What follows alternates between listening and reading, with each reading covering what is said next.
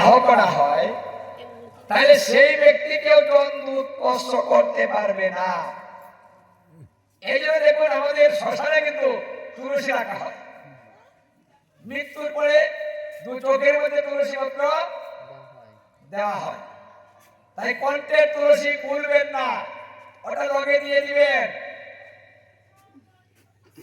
জম যাবে না কাছে। কারণ তুলসী পড়ে গেলে আপনার সমস্যা নেই, এটা ভগবানের কৃপা।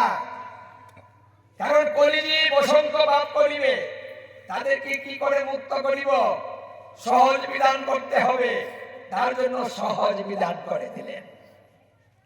কারণ কষ্ট করে তো আমরা কিছু করতে চাই না, বিনা কষ্টে পেতে চাই। তাই এইগুলো হলো বিনা কষ্টে।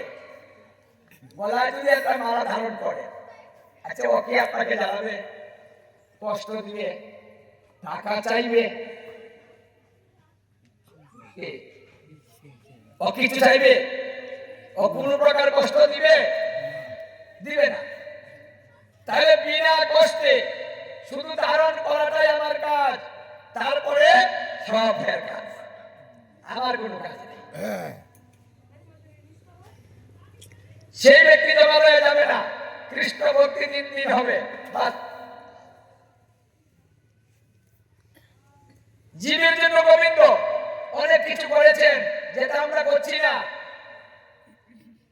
আমাদেরকে ভালোবেসে পুরো বৃন্দাবন ছাড়লে, ভালোবেসে মানুষ বাড়ি ছেড়ে দেয় না? হ্যাঁ, ভালোবেসে কি করে বাড়ি ঘর ছেড়ে দেয় না? ছেড়ে দিয়ে যায় না? হ্যাঁ, ওটা ভালোবেসে দেয় না?